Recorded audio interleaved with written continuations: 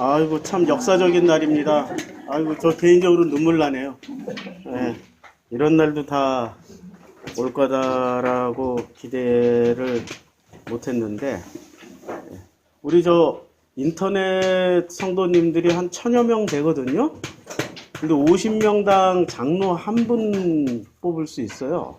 앞으로 4명 뽑았으니까 16명 남았습니다. TO가 16명 더 남았습니다. 그래서 우리 여성 권사님들도 그 연한이 차고 또 충분히 그 하나님과 동행하는 삶을 살기로 그 마음에 그 여기 서약이라고 그랬더라고요. 여기 서약을 하는 사람들은 다 장로님 티오 충분합니다. 예. 자, 우리 진영이가 열심히 지금 칠판에서 그림 그리고 있는데 이게 또 말리면은 막 울고 그래요. 그러니까 조금 시끄럽더라도 좀 참아주고, 저 엄마가 이제 내려오랜다. 엄마한테 가볼까? 네. 그래, 여기 앉아서 계속하자. 그래. 계속해. 계속해. 자, 이거 분필 바꾸고, 자, 이걸로도 계속해. 이걸로. 그래. 계속. 아이고, 우리 성도님들 다 이해해 주실 걸 저도 생각하고 이제 바로 말씀 전하겠습니다. 창립 10주년에 저는 굉장한 어떤 의미가 있습니다. 터닝 포인트 같은 그런 그 시간이라는 생각이 듭니다. 제가 개척부터 10년 동안, 지난 10년 동안은 무엇이 복음이고 무엇이 복음이 아닌가에 집중해서 말씀을 전했어요. 그리고 앞으로 10년 동안은 어떤 말씀을 전해야 될까? 이게 그래서 우리 임직식을 하게 된 거고 이제 이런 일을 하게 됐다라고 생각을 하는데, 어떤 교회가 가장 하나님이 원하시는 교회인가? 사실 이런 모델쯤 하나 있어야 되지 않아요? 그래서 10주년 기념 예배 제목이 아레티바입니다. 아레티바. 이게 뭐냐면 아레티바가 창세기 3장 6절에 나오는 단어인데, 이게 아래가 이파리 혹은 나뭇가지, 이게 가지라고 그러더라고요. 이파리, 나뭇가지, 아래 티바, 이게 무화과 나무입니다. 그래서 아레티바는 아래가 나무 가지거나, 가지로도 번역을 많이 했어요. 그 다음에 이파리도 잎으로도 번역을 했고, 티바가 무화과입니다. 그럼 우리는 여기서 옷을 해 입었다고 생각하는데, 사실은 이게 아레티바가 옷이라고 번역을 했지만은 상징적으로 옷이고, 실제 내용물은 교회라고 생각하시면 됩니다. 교회나 성전, 같은 개념의 어떤 예배드리는 장소 개념이겠죠. 하나님을 만나는 장소, 예배드리는 장소, 또 하나님의 섬기심을 받거나 사람이 하나님을 섬기는 장소. 이게 지금 아레티바입니다. 무화과 나무 가지거나 혹은 무화과 잎이에요. 일단 그 이파리를 한번 보자고요. 이파리를 보면 번역을 잎사귀라고 번역을 했거나, 창세기 8장 11절, 레위기에서도 잎사귀로 번역했고, 느헤미야에서는 가지 전부 가지로 번역을 했죠. 그러니까 이 아래라는 단어가 아래 우리말하고 되게 똑같으니까 아래라는 단어가 가지거나 이파리라고 생각하시면 됩니다. 자, 그래. 엄마한테 해달라 그래. 이것도 안 나왔다 해줄게. 엄마가 와서 좀 해줘야 될 것 같아. 그래서 이 아래 티바, 그러니까 무화과 가지거나 무화과 잎을 엮어서 옷을 해 입었다는데, 이게 상징적으로 교회라는 것이, 자, 무화과 이 티바, TN이네요. 무화과 TN. 내가 좀 티바라고 했더니 TN이네. 잠을 앉아가지고 지금 정신이 몽롱합니다. 그리고 목소리가 차분하잖아요. 잠을 안 자니까 이거 하나는 좋다고 또. 자, 얘도 좀 치우고 우리 진영이가 내려간 자리 이제 확보가 돼가지고 이 좁은 공간이 조금 넓어졌습니다. 그러니까 아래 TN인데 중국어로는 TN이 하늘이죠, 하늘. 하늘천. 근데 이 TN이라는 단어를 살펴보면은 창세기 3장에도 나오지만 사사기에 이렇게 나와 있습니다. 나무들이 또 무화과 나무에게 이르되 너는 와서 우리의 왕이 되라. 누구에게 왕이 되라고 그랬어요? 무화과 나무에게.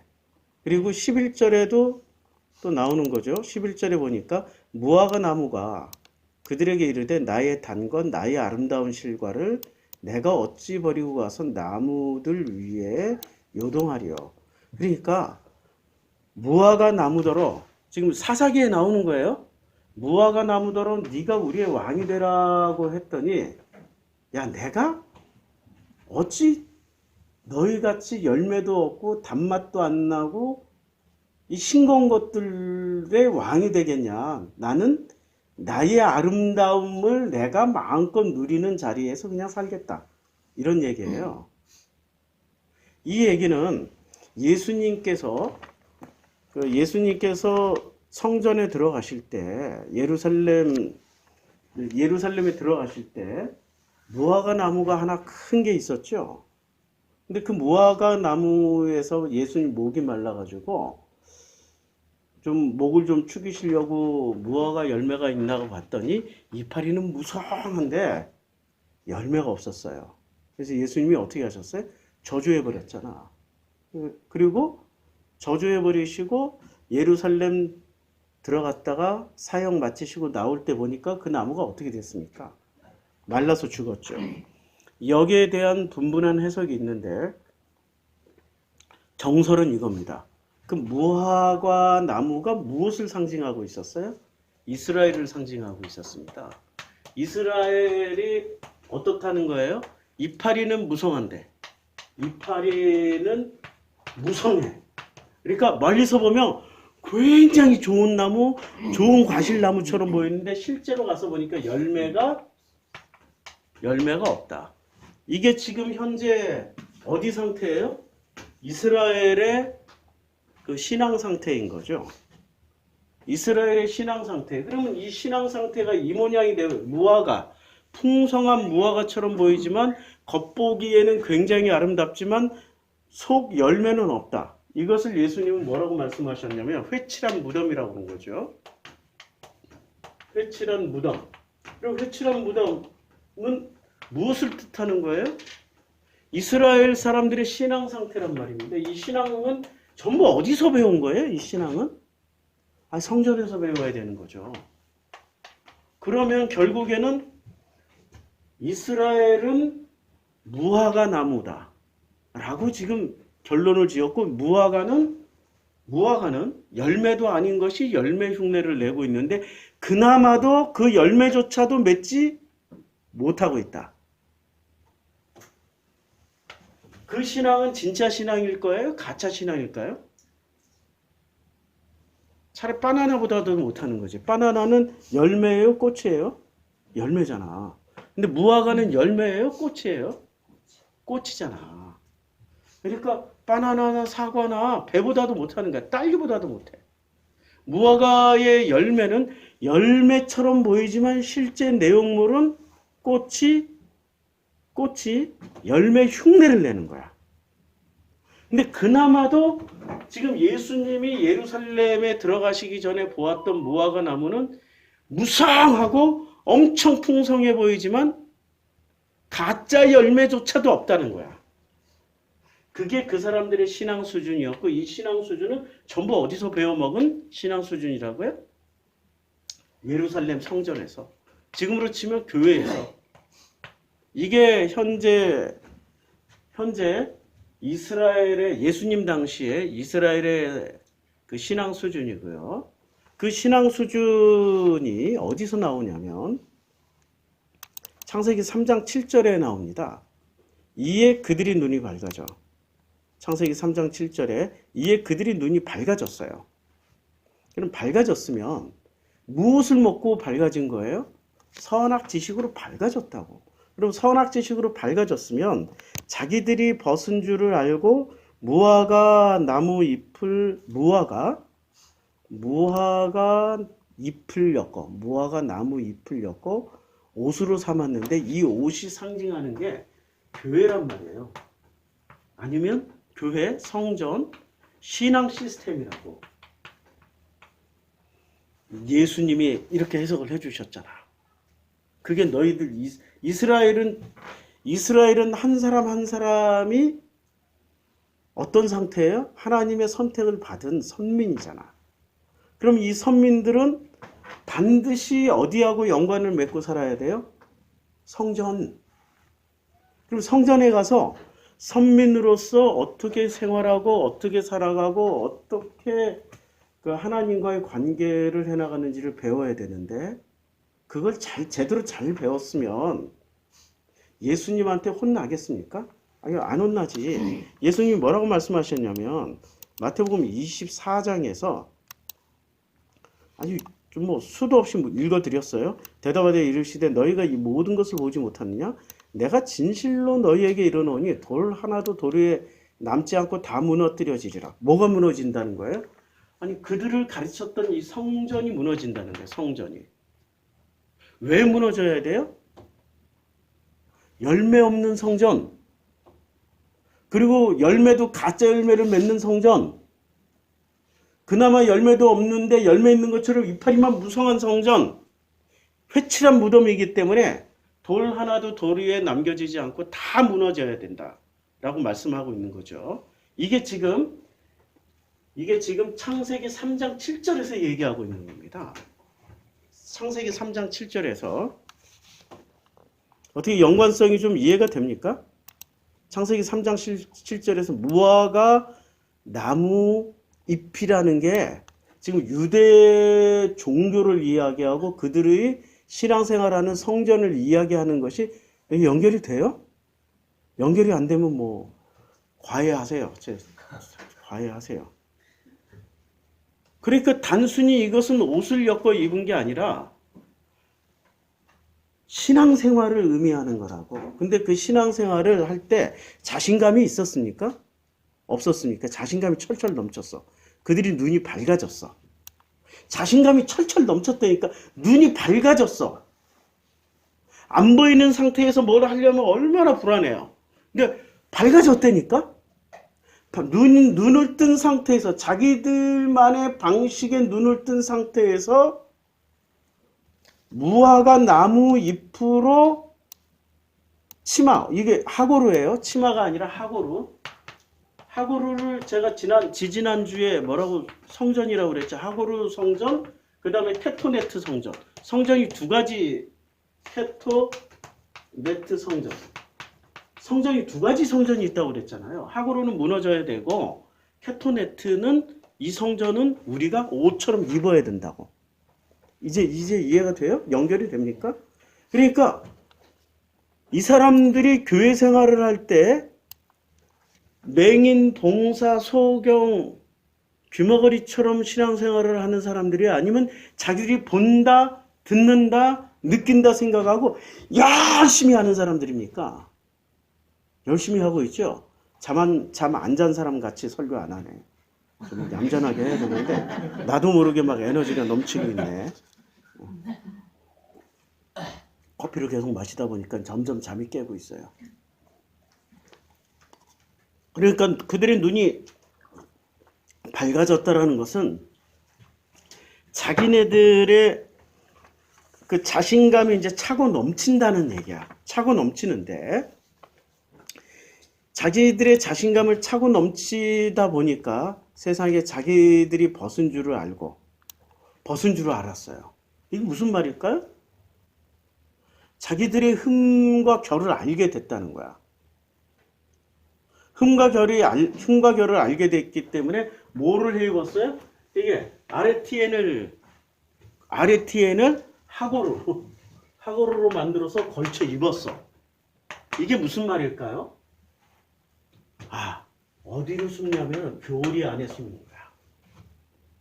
율법을 이 사람들이 이제 눈이 밝아져서 율법에는 굉장히 능해. 근데 이 율법을 지키려고 보니까 다 지킬 수 있겠습니까? 못 지켜. 율법 지키려면 일단 우리 한국 사람들은 절대 못 지켜. 왜 못 지켜요? 돼지고기 먹지 말아야 돼. 중국 사람들은 더 불가능해. 중국 사람들은 삼시세끼 돼지고기 먹어야 돼. 오기 전에 어제 저녁에도 족발 먹고 왔는데 족발을 우리 또 보내주셨어요. 그래가지고 얼마나 아껴 먹는지. 왜냐하면 족발에 막걸리 탁 마시고 끝내주거든.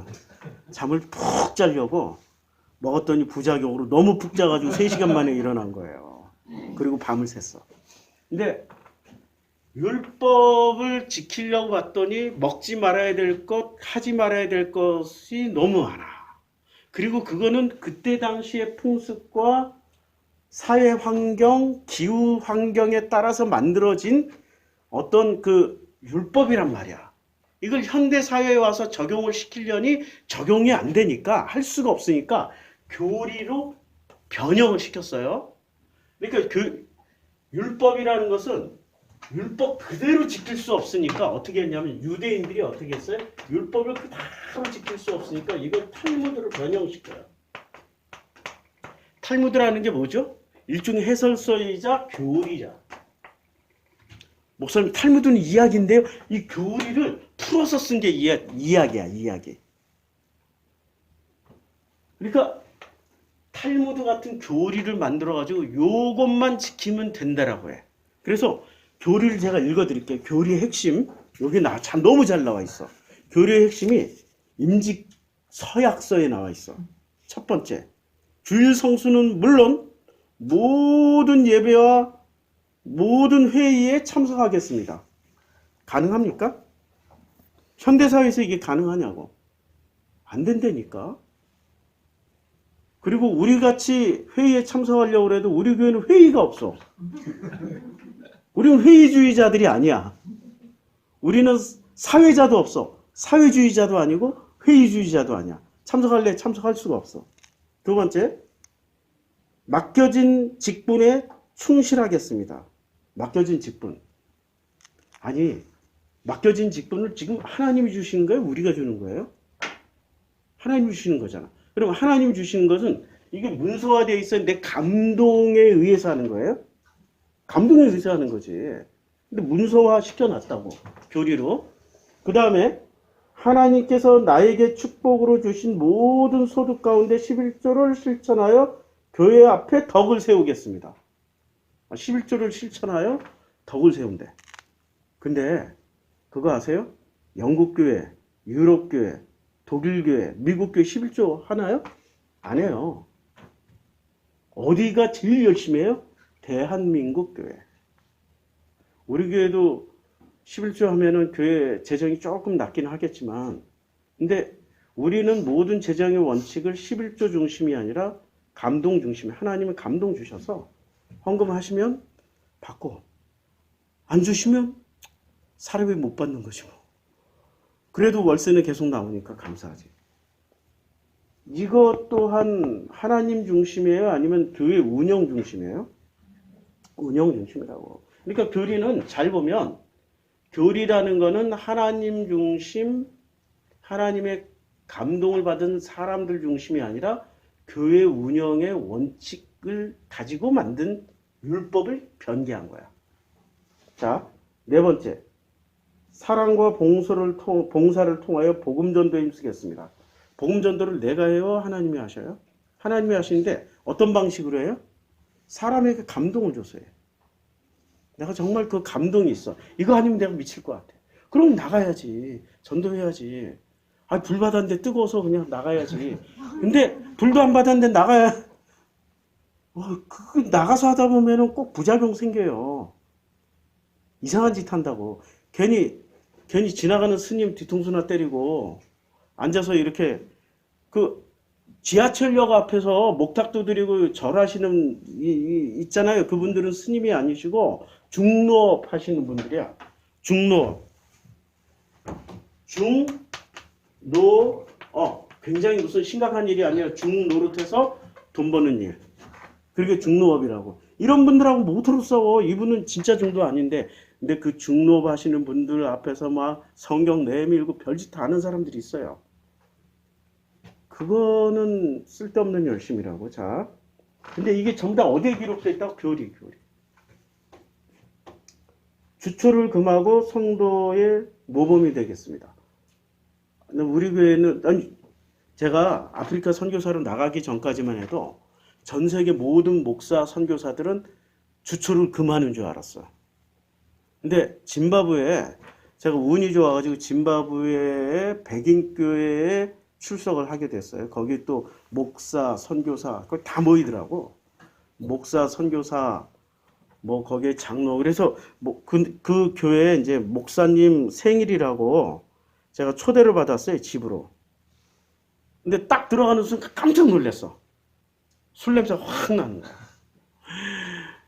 그 집 입구부터 그 짐바브웨가 포도주가 기가 막히게 좋아요. 포도주에다가 위스키에다가 또 꼬냑에다가 뭐 술이랑 술은 우리나라 소주만 없었지 맥주에다가 쫙 놔두고 자유롭게. 그래서 목사님 인사하려고 갔더니 이미 맛이 갔어. 얼굴이 빨갛게. 제가 늦게 갔더니 거기 장로님들하고 이미 많이 마시셨어. 그래가지고 그때 깜짝 놀랐어요. 야, 유럽에서 신앙생활 하시는 분들은 주초가 자유롭거든. 담배를 또 얼마나 피든지 주초가 자유롭구나 하고 공부를 해서 알아봤더니 한국교회 빼고 다 주초하셔. 근데 왜 우리 한국교회는 이 교리가 이렇게 특별하게 발전했을까요? 기반이 율법에 기반한 거예요? 아니면 유교에 기반한 거예요? 유교에 기반한 율법이라서 그래요. 그래서 우리는 이거 다 빼. 이렇게 싹. 이거 누구 거야? 김재민 장로님 거네. 싹 빼. 어차피 시험 보내려면 싹 닦고 보낼 시간 되니까. 그리고 뭐 믿음 위에 서서 주의 종과 더불어, 여기 욕 나온다. 주의 종과 더불어. 주의 종이 누구야? 주의 종과 더불어 한몸된 성도 간에 협력하여 선을 이루는 데 힘쓰겠습니다. 그러니까 목사에게 충성하라는 얘기지. 이게 너무 어렵게 써놨어. 목사에게 왜 충성해야 돼? 이게 율법에 나와 있는 거예요? 이 성경에 나와 있는 얘기야? 없잖아. 그 다음에 마지막으로 하나님과 교회 앞에 덕을 세우기를 힘쓰며 교회의 규칙에 순종하. 하나님과 교회 앞에 덕을 세우기를 힘쓰며. 이거는 괜찮은데 뒤에 교회의 규칙에 순종하겠습니다. 교회 규칙은 무엇을 위해서 만들어진 규칙이죠? 교회 성장을 위해서? 교회 유지를 위해서? 아니면 하나님과의 관계를 위해서? 성도 간의 관계를 위해서? 중심이 바로 잡혀 있으면 교회 규칙에 순종할 수 있죠. 근데 중심이 뭐지? 그 교회 개척해 놓고 10년 만에 한 1000명 모았다. 그러면은 그 1000명 모은, 1000명 모은, 부흥이 아니에요. 1000명을 모은 거야. 모은 목사는 그 다음에 어디로 영전해 가요? 어디서 스카우트 해가? 10,000명 된 교회에서 스카우트 해가. 근데 1000명 된 교회에서 10,000명 된 교회 가서 이 교회를 여하튼 잘 유지하고 10,000명 된 교회를 잘 유지하고 거기서 조금 더 성장을 시켰다. 한 15,000, 2만. 그러면 어디서 스카우트 해가요? 한 10만 된 교회에서 스카우트 해간다니까. 요새는 그 스카우트 없어졌어. 아들한테 다 물려줘. 그러니까 교리도 뭐고 이제 다 필요 없어진 거야. 지금 아레티반이라는 그 무화과 옷이라는 게 이렇게 만들어진 거예요. 율법을 다 지킬 수 없으니까 뭐로 압축을 해서 만들었어요? 율법이 아니라 교리를 만들었고, 이 교리만 지키면 훌륭한 하나님의 사람, 열매가 된다라고 가르쳐 준 거야. 그 열매일까요, 이게? 이렇게 만들어진 그 임직자들, 이렇게 만들어진 성도들이 이게 열매가 맞을까요? 그게 열매가 아니지. 이거 짝퉁이지. 짝퉁이지. 그래서 예수님은 이 짝퉁을 만들어내는 무화과나무를 어떻게 하셔서 저주해버린 거야. 그러면 무화과나무를 저주한 거 이스라엘 전체를 저주한 거야. 이스라엘 전체. 그러니까 이스라엘 전체가 성전에, 그러니까 중도 아닌 게 꼭 중노로 해가지고 돈을 버는 사람들처럼 이스라엘 전체가 중노하고 있었다는 거야. 왜?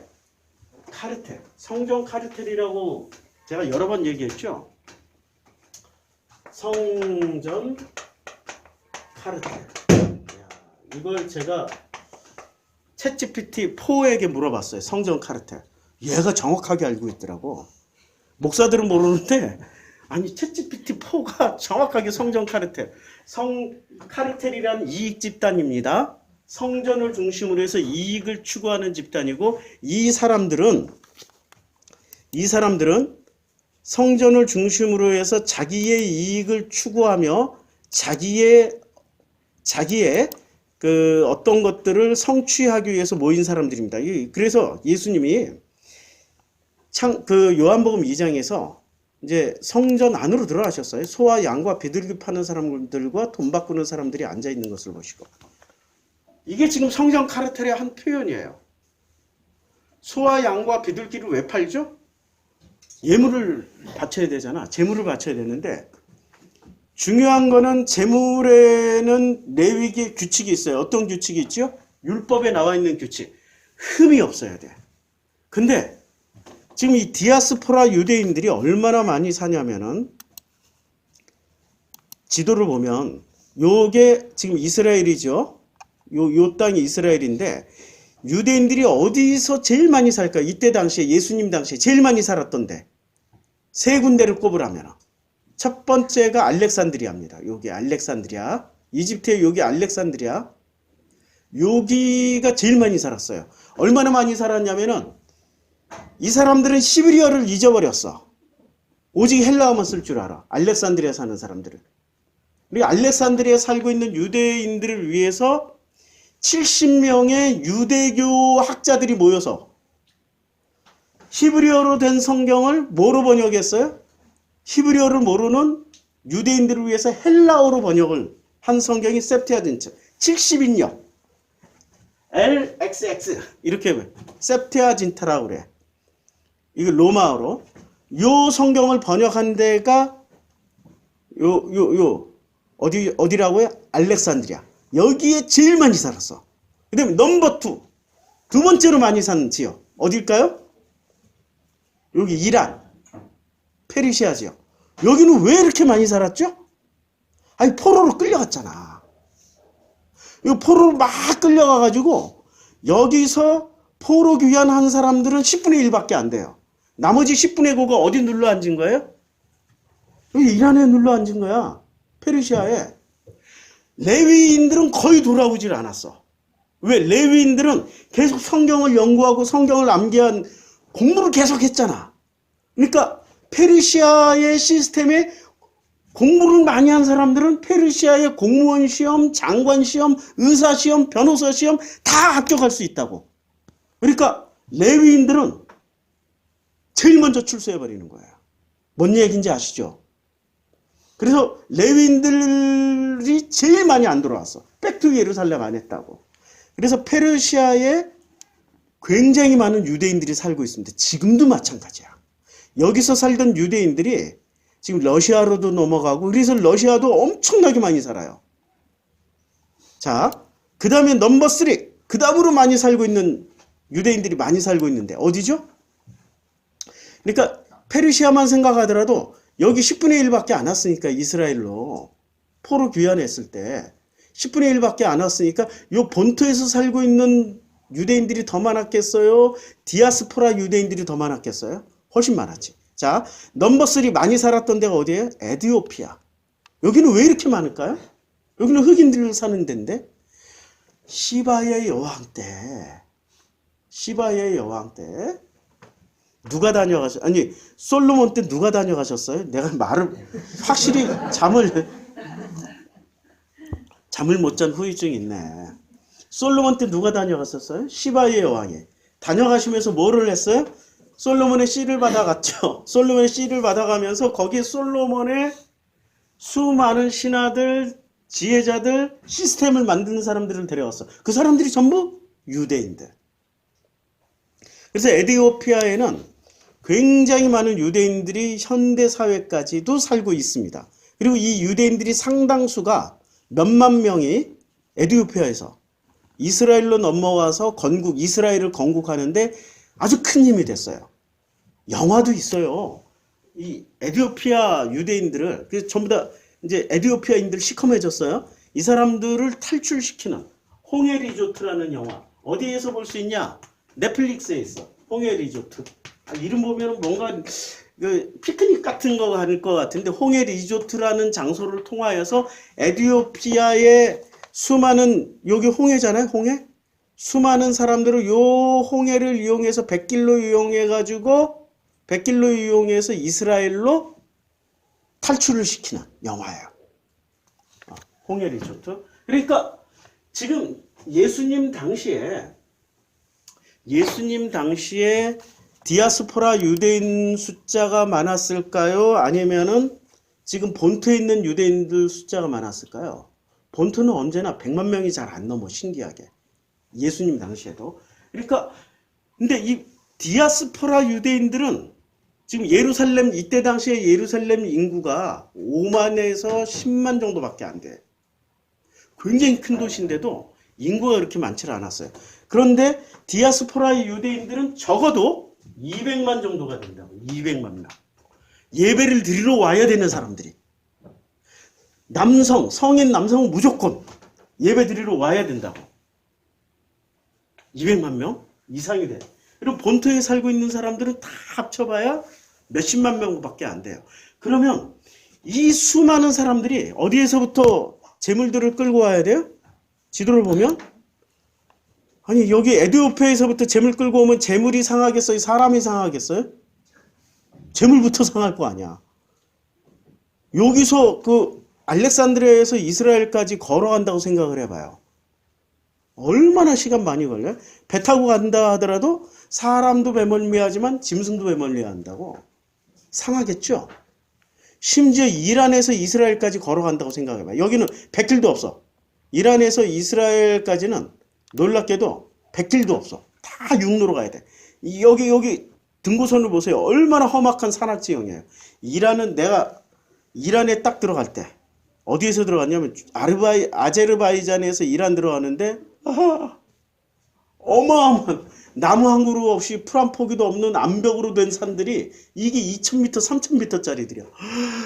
그 웅장함에 길도 없어. 협곡 요런 길로 가야 돼. 여기 이란에서 이스라엘까지 오는데 소를 끌고 오든 양을 끌고 오든 어떻게 되겠습니까? 사람이 먼저 상하겠어요? 짐승이 먼저 상하겠어요? 사람은 밖에서 자고 짐승은 여관에서 재우셔야 돼. 흠과 결이 없게 만들려면. 그러니까 이걸 편리를 위해서 이 사람들이 뭐를 했어요? 야, 가져오지 말고 여기서 사. 가져와봐야 제사장들이 합격 도장을 찍어줄까 안 찍어줄까? 안 찍어줘. 니네들이 아무리 당신들이 고생하고 당신들은 노숙하고 재물은 호텔에서 재우고 왔다 하더라도 합격 도장 안 찍어주면 그냥 그만이야. 제사장이. 합격 도장 찍어준다 안 찍어준다, 이 사람은 어디에 소속돼 있는 거예요? 성전 카르텔. 이 제사장들은 성전 카르텔의 우두머리들이야. 이게 성전 카르텔을 우리가 이해를 해야 돼요. 자, 근데 그래서 성전 안에서 소와 양과 비둘기 파는 사람들의 것을 사면은 어떻게 돼요? 볼 것도 없이 제사장들은 무조건 합격 도장 찍어준다. 그런데 이 소와 양과 비둘기 값이 저 이란에서 가져올 때, 페르시아에서 가져올 때, 예수님 당시에 에티오피아에서 가져올 때, 알렉산드리아에서 가져올 때, 북아프리카, 유럽 각지에서 가져올 때의 가격, 자기가 직접 들고 오는 것은 몇 배 정도 될까요? 몇 배 정도? 그냥 여기서 10만 원 하는 거 거기서 10만 원 하면 되는데 10배를 받습니다. 최소 10배. 여기 10만 원짜리면 되는데 100만 원을 내야 돼. 울며 겨자 먹기로 사줘야 돼. 그러니까 폭리죠. 자, 그 다음에 돈 바꾸는 사람들이 왜 있어야 돼요? 성전에서 성전세를 내야 된단 말이에요. 남성들은 무조건 성전세를 내야 되는데 그걸 속전이라고 해요. 그 속전을 낼 때는 세겔로 내야 돼요. 1세겔, 2세겔 뭐 세겔로 내야 되는데 자 지금 페르시아에 온 사람들은 어떤 돈을 가지고 와야 돼요? 페르시아 돈. 이집트에 온 사람들은 이집트 돈. 그리고 저 에티오피아에서 온 사람들은 에티오피아 돈을 가지고 올 거 아니에요. 그러면 무조건 히브리 돈인 이스라엘 돈이 세겔로 내야 되니까 환전을 해야 되는 거죠. 환전을 해야 되는데 환전을 곱게 해주겠습니까? 아니면 그냥 엄청난 차익을 남기고 환전을 하겠습니까? 안 봐도 삼천리지. 유대교가 왜 그래서 유대교인들을 전 세계 사람들 왜 싫어하는 줄 아세요? 돈 밝히니까. 얘네들은 돈이면은 자기들의 생명을 유지할 수 있다. 돈이면은 자기네들의 권력을 가질 수 있다. 여기에 철저해. 전 세계 민족 중에 가장 철저하게 돈으로 목숨을 사고 돈으로 생명을 유지한다라고 그 생명을 유지하고 권력도 만들어낸다라고 생각하는 사람들이 중국인이 아니고 아랍인도 아니고 유대인들입니다. 그러니까 이 사람들이 세겔로 바꾸는데 환차이라는 게 있잖아요.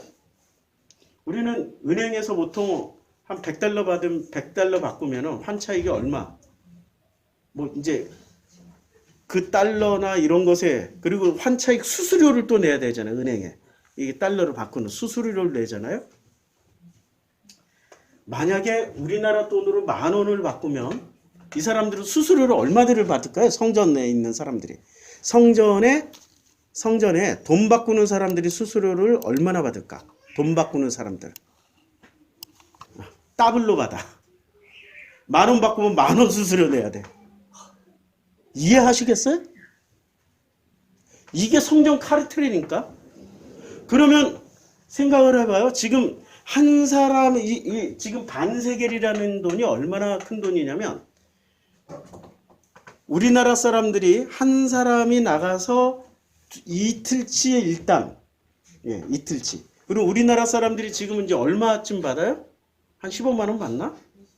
그 정도 받죠. 적게 받아도 한 10만 원 받는다 치고 20만 원이라고 치면 20만 원 곱하기 해봐. 20만 원 곱하기 200만 명. 지금 200만 명의 환차익만 이게 세겔로만 계산한 거야. 그럼 2는 4. 얼마쯤 돼요? 계산 몰라. 200만에다가 지금 공 4개 붙이면 되죠. 2천만, 22억, 20억, 뭐 200억? 2조, 아니 2는 4, 한 4조쯤 되지.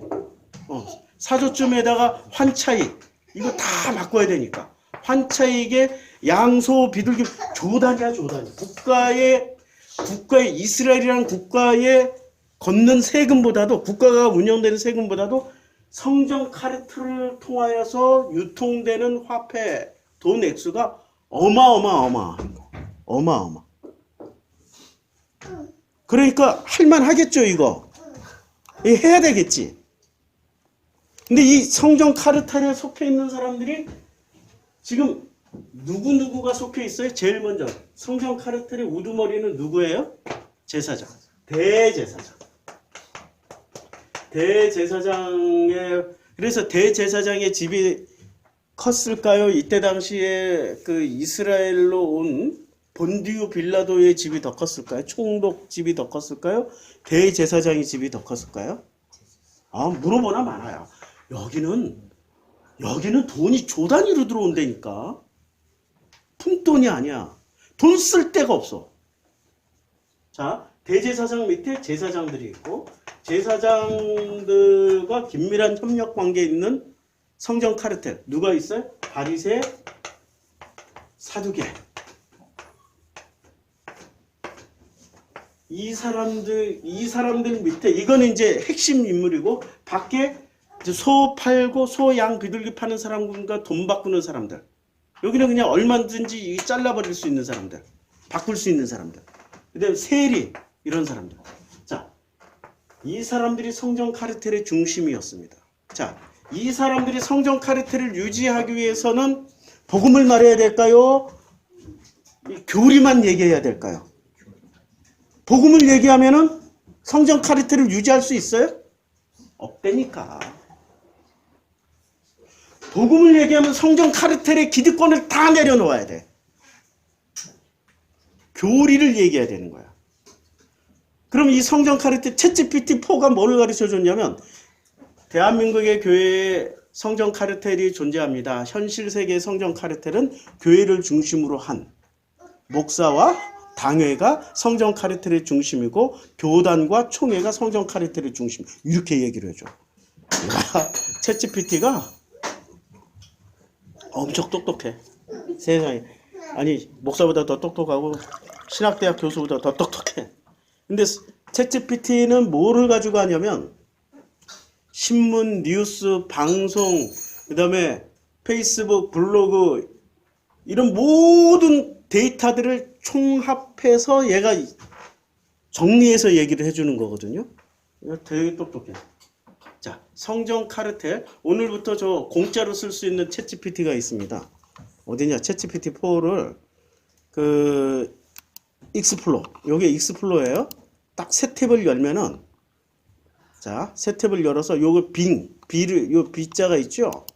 요 B자를 딱 누르면 B자를 누르면 이제 질문하는 게 나와요. 자. 질문하는 게 나와요. 여기서 이제 질문하면 됩니다. 성전 카르텔. 설명해줘. 성전 카르텔 설명해줘 하면은 탁 뜹니다. 탁 뜨죠. 여기서 그러니까 성전 카르텔은 이렇게 나옵니다 하고 지금 사용해 보세요. 요거는 더 설치를 하는데 다 공짜예요. 아직까진 공짜야. 그래서 예수님이 이 성전 카르텔을 어떻게 하셔야 돼요? 성전 카르텔이 결국에는 뭐를 만들어? 겉으로는 화려하고 아름답고 멋진 예배, 멋진 제사, 하나님께 영광 돌리는 제스처 폼은 다 잡는데 열매를 맺어요? 복음의 열매를 맺냐고요? 못 맺어. 그래서 여기가 무화과 나무야. RTN이 된 거야. RTN. RTN이 되고 이것을 이 옷을 입은 성전은 지금 예수님 당시에 예루살렘 성전이 있고 지금 현재 한국 기독교 교회란 얘기죠. 설명이 좀 복잡해서 그런데 이런 교회는 어떻게 해야 돼요? 예수님이 노끈으로 채찍을 만드사 양이나 소를 다 성전에서 내쫓으시고 돈 바꾸는 사람들의 돈을 쏟으시며 상을 엎으시고 비둘기 파는 사람들에게 이르시되 이것을 여기서 가져가라. 내 아버지의 집으로 내 아버지의 집은 장사하는 집이냐 아니면 내 아버지의 집으로 장사하는 이 문장 잘 기억하셔야 돼요.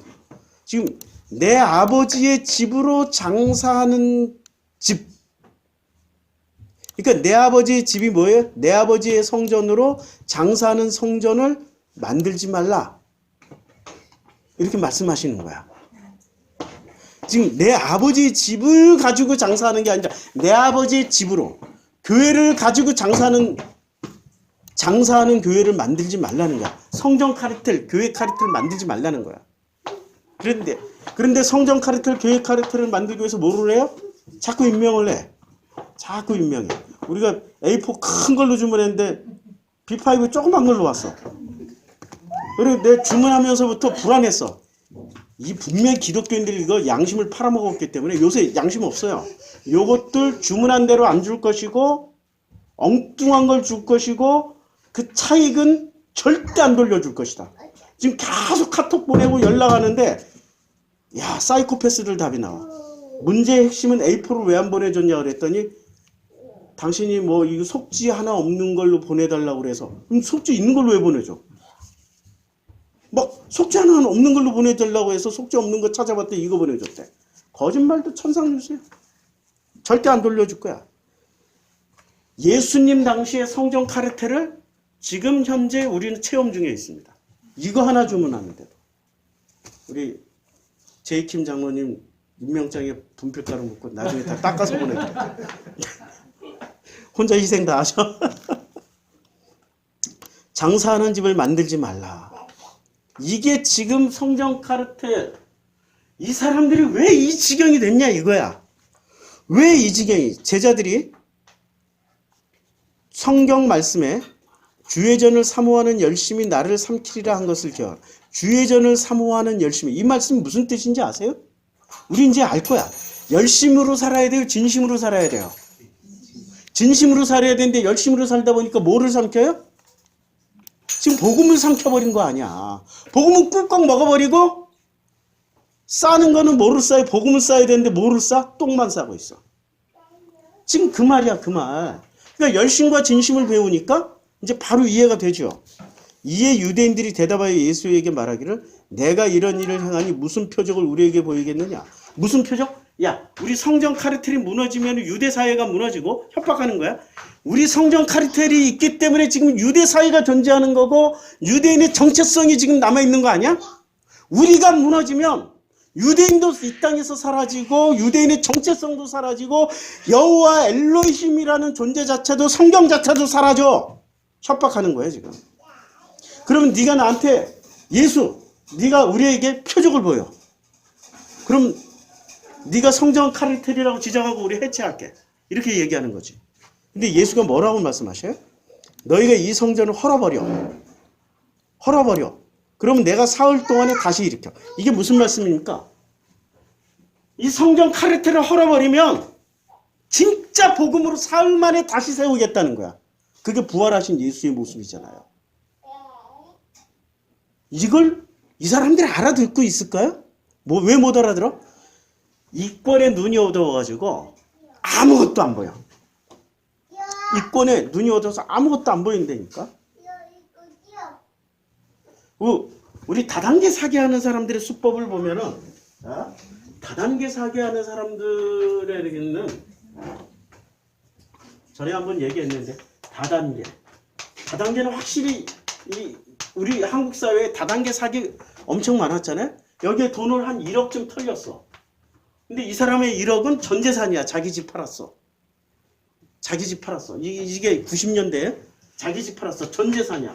이 전 재산을 날리니까 다단계 사기하는 사람은 감옥에 가서 한 1년 살고 나오면 끝나지만 전 재산을 잃은 이 사람은 가족과 자기의 아이들이 오갈 데가 없는 거야. 그래서 이 돈을 돌려달라고 계속 다단계 이 사람들끼리 1억짜리 10억짜리 이런 거 모여가지고 한 200명 정도가 집단으로 막 소송하고 또 다 돌려달라고 어디 재산 숨겼다고 어디 숨겼는지 다 알려줘. 근데 돈을 환불해 줍니까? 안 해주지. 근데 이거 환불해 주겠다고 나서는 변호사가 있어. 어떻게 해요? 변호사가 다 털린 사람들한테 이 변호사 수임료만 이렇게 잘 내면은 다 해주겠다. 다 해주겠다. 근데 한 팀이야. 다단계하고 이 변호사도. 해서 설거지 다 해먹어. 또 털려. 그러면 변호사한테 털리지? 그 다음에 이제 주저앉아야 되죠. 근데 포기를 할 수 있어요? 포기 못하지. 어떻게든 찾으려고 200명이 또 모여가지고 으쌰으쌰 하고 하면 정치인들이 또 이렇게 접근을 해. 국회의원. 이번에 우리 표 찍어주면 확실하게 해줄게. 그럼 표 찍어주잖아? 나 몰라라야. 끝까지 이용당해. 그러니까 이 카르텔이 다단계 카르텔이 자기 걸 포기를 해요? 포기 안 한다니까. 왜?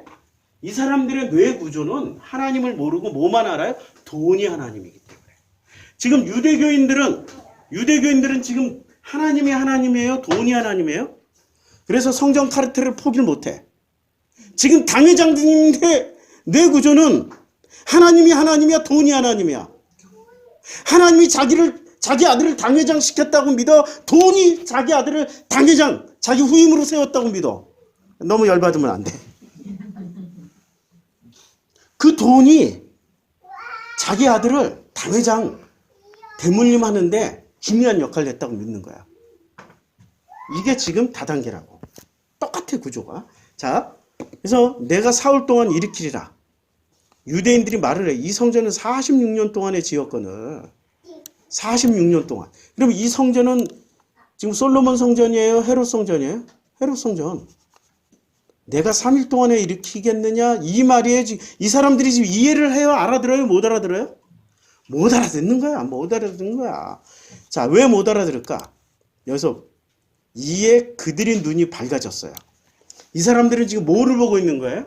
복음을 보고 있는 거야? 아니면은 자기들이 가지고 있는 자기 속에 있는 선악 지식을 먹고 선악을 먹고 눈이 밝아졌다라는 것은 눈이 밝아졌어요. 눈이 밝아진 것을 통하여 가지고 뭐를 보고 있는 거야? 하나님을 바라봐요? 아니면은 자기들이 만들어 놓은 신을 바라보고 있는 중이에요.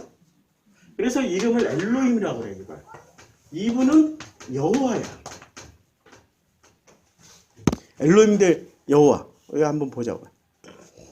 어제 32장 공부를 했는데 야곱이 길을 가는데 하나님의 사자들이 그를 만난지라. 근데 야곱이 그들을 볼 때 이르기를 이는 하나님의 군대라 하고 땅 이름을 마하나임이라고 그랬어요. 하나님의 사자 이러면 굉장히 신비하잖아요. 하나님의 사자면 하나님의 사자면은 굉장히 무슨 능력과 위엄을 갖춘 빛이 나고 이런 분들이라고 생각했는데 읽으면 읽을수록 이상해. 야곱이 세일 땅 에돔에 있는 그래서 그 땅 이름 마하나임 하나님의 군대라고 해서 마하나임이라고 그러는데 에돔에 들어있는 형 에서에게로 자기보다 앞서 사자들을 보냈어요. 아니 사자는 사람이 부려요? 하나님 부려요? 하나님 부리는 거야? 사람이 부리는 거야? 지금 여기에 마하나임 하나님의 사자라고 그러는데 사람이 부릴 수 있는 거야? 하나님이 부릴 수 있는 거야? 근데 형 에서에게로 자기보다 앞서 사자들을 보내. 그러면 사람이 부리는 하나님의 사자란 말이야. 이거 진짜 사자야? 아니면 인간 사자야? 하나님 사자야? 인간 사자야. 그들에게 명령을 해 또. 아니 하나님의 사자에게 명령할 수 있는 거는 누구만 명령할 수 있어요? 하나님만 명령하잖아. 하나님 말만 듣는 존재가 하나님의 사자여야 되잖아. 근데 그들에게 명령도 하고 앞으로 가라고 그러기도 하고 너희는 내 주 에서에게 이같이 말하라.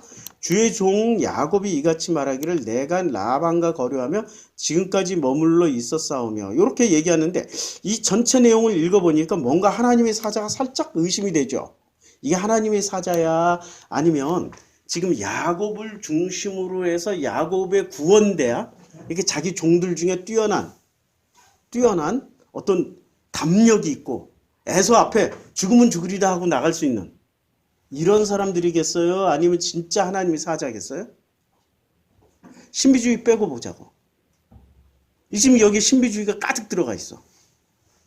신비주의가 들어가 있으면 성전 카르텔은 영원히 존재합니다. 성전 카르텔이 존재할 수 있는 이유는 신비주의로 유지를 하고 있는 거야. 그래서 이 성전 근처에는 언제나 누가 앉아 있어요? 병자들, 환자들이 앉아 있어. 왜? 성전에서 나오는 특별한 기운으로 병을 고칠 수 있을 거라. 굳건하게 믿으니까. 신비주의를 빼고 보면은 이 사람 하나님의 사자들이 아니라 야곱이 너무 불안하고 힘들고 죽을 것 같으니까 자기 눈에 이렇게 어느 날 보니까 튼튼하고 용맹하고 겁대가리 없는 놈들이 있어. 마하나임. 우리 그러잖아. 아이고 하나님이 예비하셨다. 할렐루야. 마하나임이다. 하나님의 군사다. 야 내가 이렇게 죽을 것 같으니까 너희들이 먼저 가서 내가 죽을지 살지 에서를 잘 살피고 와. 지금 이런 장면이잖아. 그러니까 그들에게 명령도 하고 그들을 앞서서 막 보내기도 하고 그러지.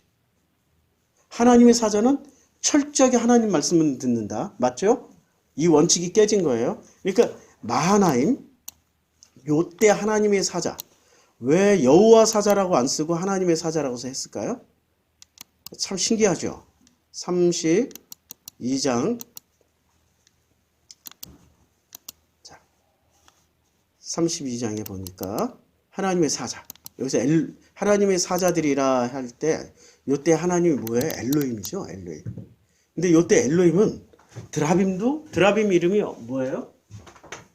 우리는 드라빔이라고 읽지만 성경에서 뭐라고 나와요? 엘로힘이라고. 그리고 이 엘로힘은 지금 여기서 하나님이라고 말을 할 때도 명사 남성 복수야. 그리고 드라빔도 엘로힘은 언제나 뭐로 나와요? 복수로 나와. 복수. 절대 단수로 안 나와. 근데 여호와는 단수로 나와. 여호와는 유일신 하나님 맞는데 엘로힘은 유일신 하나님이라고 보기에는 어려운 단어예요. 엘로힘은 우리말에 하나님이라고 번역하지 말고 신이라고 번역해야 돼요. 신. 우리는 신이란 단어 안에 여러 개 들어가 있잖아. 고무신, 남학신 이런 신발 말고 부뚜막 귀신, 몽달 귀신, 뭐 처녀 귀신 이게 전부 다 신 안에 들어가 있잖아요. 그렇죠? 이게 신 개념이야. 자, 그래서 요 엘로힘 하나님의 엘로힘의 신들의 사자라고 얘기할 때는 지금 누구의 사자 실제 정체는? 야곱이 야 마하나임이다 하나님의 사자라고 얘기했지만 실제로는 누구의 사자냐고? 자기의 사자라고. 자기의 사자니까 에서한테 보냈다고. 자기 말 잘 들으니까. 자, 그럴 때 어떻게 써요? 엘로힘, 엘로힘의 사자라고 써요. 엘로힘. 그러면 야곱이 지금 이 순간의 신앙심은 정말 거듭난 여호와의 신앙이니까요? 아니면은 이제 막 이게 신이야 여호와와 구분 못하는 중간 단계, 뒤죽박죽 단계일까? 뒤죽박죽 단계예요. 목사님 선민인데요? 아니 우리 다 선민이야. 우리를 생각해 보면 쉽다고. 내 신앙인이 하루아침에 선민됐기 때문에 교회 출석했기 때문에 바로 그냥 모든 것이 눈이 밝아져서 다 알게 돼? 안 된다니까. 일평생에 걸쳐서 알아가야 된다고. 자, 그러니까 눈이 밝아진 사람. 현실 세계에서 누구를 만났어요? 지금 야곱이 하나님의 사자를 만났는데 어떤 식으로 만났어요? 자기식으로 만난 거야. 자, 3장 7절. 그들이 눈이 밝아졌어. 그럼 밝아졌다라는 게 하나님식으로 밝아진 거예요? 자기식으로 밝아진 거예요? 자기식으로 밝아진 거야. 근데 자기식이 전부 선악식이라고. 자, 그러면 눈이 밝아졌는데 눈이 밝아지면 본질을 봐야 되잖아. 근데 본질은 못 보고 본질은 뭐예요? 본질은 뭐냐? 나야 나. 이 온 우주의 본질은 뭐라고요? 나야 나. 나를 알아가는 거야. 근데 내가 나를 얼마나 아십니까? 그럼 기독교인들에게 당신을 알아? 너가 너를 알아. 아우 저는 죄인이에요. 저는 먼지예요. 저는 똥이에요. 저는 맨날 회개하고 울면서 살아야 돼요. 그리고 바로 돌아서 가지고 뭐를 해요? 하나님 사자들을 막 부려먹어. 막 부려먹는다니까? 야 너 일 똑바로 하고 너 일 똑바로 하고. 목사가 맨날 이게 강대상 뒤에서 이렇게 기도하잖아. 그리고 기도를 많이 한 순서대로 당회에 당회원들을 막 부려먹어. 자기 권위를 가지고. 안 그래? 나는 기도 안 하니까 못 부려먹어. 기도 많이 하는 순서대로 부려먹잖아. 자기식으로 눈이 밝아져 버리니까. 근데 이 자기식으로 눈이 밝아지는데 나를 알아가지 않고 누구를 알아가요? 놀랍게도 자기는 알아가지 않고 신을 알아가. 복음은 누구를 알아가는 길이야? 복음은 나를 알아가는 길이고 짝퉁은 누구를 알아가요? 신을 알아가. 엘로힘만 알아가. 엘로힘 안에는 누구 들어있다? 드라빔도 들어있다. 아시겠어요? 엘로힘이라는 말 안에는 드라빔 들어가는 게 신이야, 신. 그러니까 누구만 알아가요? 자기가 이 신의 이름을 누가 얘기했냐면 이 신은 자기의 욕망이야. 이거 종교학자 포에르바가 얘기했어요. 자기의 욕망이야. 자기의 욕망이 투사된 존재가 신이라고. 그러니까 자기의 신을 왜 그렇게 열심히 숭배하고 열심히 믿고 열심히 따라가야 돼요? 자기의 욕망이니까. 그걸 자아실현이라고 생각하는 거야. 자기의 욕망을 실현하는 걸 자아실현이라고. 그게 아니고 나를 정확하게 알면 내 욕망을 욕망하는 게 아니라 누구의 욕망을 욕망하게 돼 있어요? 나의 욕망을 욕망한다고. 근데 지금 이 눈이 밝아진 사람은 누구의 욕망을 욕망하는 거야? 나를 알면 나의 욕망을 욕망하잖아. 근데 누구의 욕망을 욕망하는 거야? 타인의 욕망을 욕망한다고. 야, 내 욕망을 충족시켜 나갈 때 행복해요? 타인의 욕망을 충족시켜 나갈 때 행복해? 지금 대한민국의 타인의 욕망을 지금 짤만지 충족하고 있는 인간 한 분 계셔. 누구? 건희. 그 사람이 자기 욕망을 충족하는 줄 알아요? 남의 욕망을 욕망하잖아. 그러니까 얼굴도 남의 얼굴로 뜯어고치고 지 얼굴로 살아도 행복하다니까. 내 욕망을 욕망하면서 살아갈 때는 하나님은 우리 각자에게 욕망을 주셨어. 그걸 뭐라고 그래? 달란트. 달란트를 왜 재능으로만 해석해? 달란트라는 게 자기 속에서 솟구쳐 오르는 어떤 욕망이란 말이야. 그게 에너지가 돼서 그 분야로 발전하게 돼 있다고. 근데 자기 욕망을 욕망하려면은 정확하게 신을 알아야 돼? 나를 알아야 돼? 나를 알아야지. 나를 알아가는 게 복음의 길이야. 내가 내 것을 욕망하면서 그것을 실현해 나갈 때 그게 제일 행복한 거야. 그렇지 않아요? 내가 내 것을 실현해 나갈 때 제일 행복하잖아요? 그런데 내 욕망을 욕망하지 못하고 자꾸 남편 욕망을 욕망해 주려고 그러고 자식의 욕망을 욕망하고 부모님의 것을 욕망해 줄. 어렸을 때 부모님. 그래가지고 커서도 자기 인생 못 살고 누구를 대신 살아줘요? 우리 부모님이 목사라고 그랬어. 가까운 데 있어. 오남매가 전부 다 목사야. 오남매가 전부 목회자 길을 걷고 있어요. 가서 보면 자기 욕망대로 못 사니까 다들 이상하게 삐뚤어져 있어. 불쌍해 죽겠어. 자기의 욕망을 욕망하면서 살아야지. 그게 행복이라고요? 자, 그래서 눈이 밝아진 결과가 행복의 불행이에요. 그러면 나라는 열매를 맺고 살려면 어떤 성전을 다녀야 돼? 무너져야 될 성전을 다니면 이걸 찾을 수 있어요? 못 찾아. 그래서 내가 어느 성전에 속해 있고 어느 카르텔에 속해 있는지에 따라서 자기의 운명과 인생이 결정돼 버려. 복음 안에 들어와서 계속 복음을 듣다 보면 힘들고 어려워. 괴롭다고. 쉽지는 않아. 그런데 뭐가 살아나요? 나라는 게 살아나. 나가 왜 중요하냐면 하나님의 이름이 뭐예요? 하나님의 이름이? 아니 여호와 하나님의 이름이 뭐라고요? 여기 나왔잖아. 나는 스스로 있는 자가 아니라 나는 나다. 하나님 아버지가 나는 나야 라고 얘기를 하면은 그 자녀들은 뭐라고 얘기해야 돼? 넌 누구냐라고 물으면 나 정성필입니다 해야 돼? 나는 나야 이렇게 얘기해야 돼? 나는 나야. 하나님의 자녀들은 자기 자신을 정확하게 알고 있기 때문에 나는 나야 라고 얘기해. 근데 하나님의 자녀가 아닌 사람들은 넌 누구야? 그러면 하나님의 아들이라고 그냥 퉁쳐. 근데 그게 하나님이 아닐 가능성이 높아. 신의 아들이야. 엘로힘의 아들이야. 엘로힘이라는 게 하나님이란 뜻만 가지고 있는 게 아니라고 계속 설명들 해요. 신의 이름이야. 신의 아들. 이걸로 그냥 열심을 내고 살아. 열심을 내고. 예수님 뭐라고 그랬어요? 아니 그 성전에 가서 뭐라고 그랬냐고. 그 성전에 가서 열심.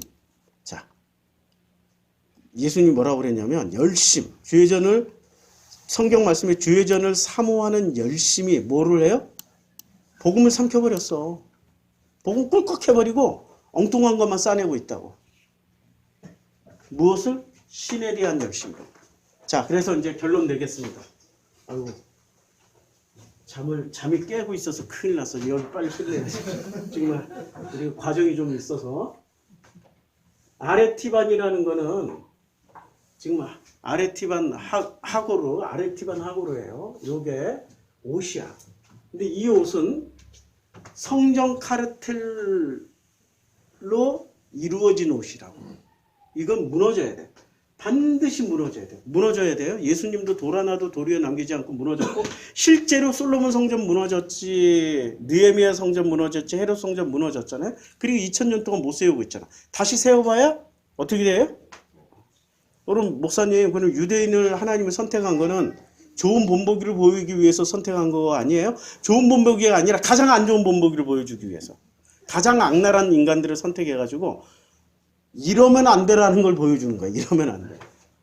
그러면 세워야 될 성전은 뭐죠?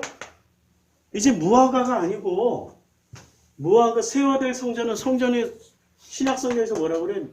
아니 내 몸이 뭐예요? 나잖아. 나가 뭐가? 성전의 본질은 뭐라고? 나야 나. 나를 세워가는 게 진짜 성전이라고.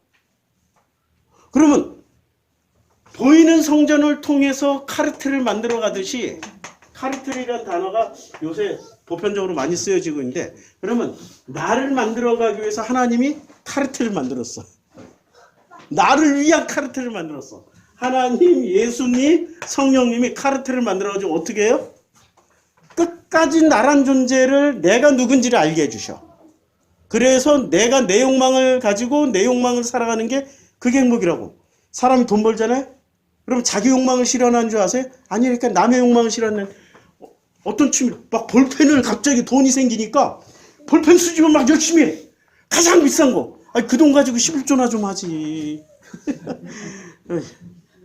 막 볼펜. 그래서 쓰지도 않아. 요새는 다 컴퓨터 쓰니까. 근데 막 이상한 데 꽂혀 있어. 막 뭘 사. 차를 산다든지 키트를 산다든지 무슨 어렸을 때 못 해본 거 있잖아요. 막 이상한 거. 뭐 벤담인가? 뭐 있잖아요. 간담인가?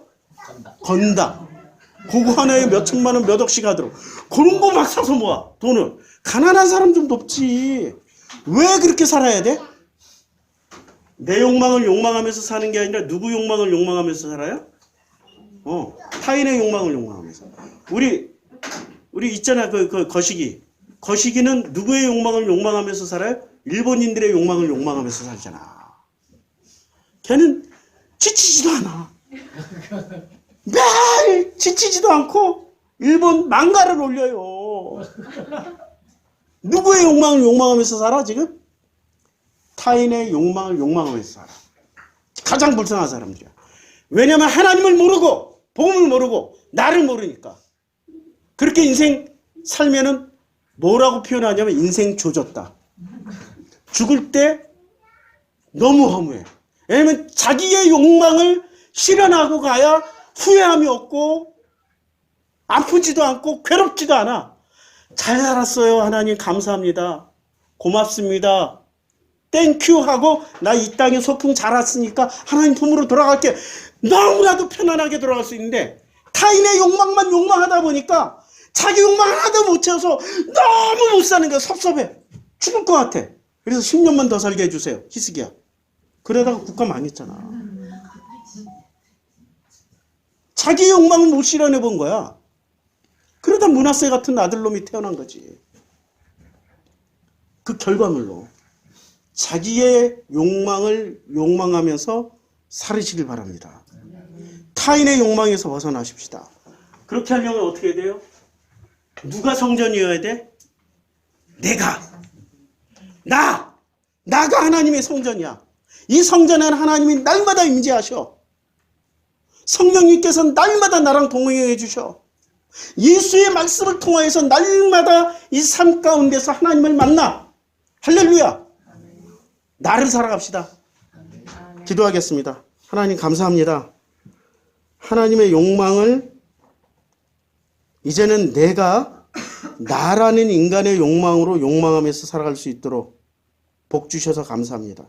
타인의 욕망을 버리고 나를 알아가면 나의 욕망으로 살 수 있도록 축복해 주심을 감사드립니다. 예수님의 이름으로 기도드렸습니다. 아멘.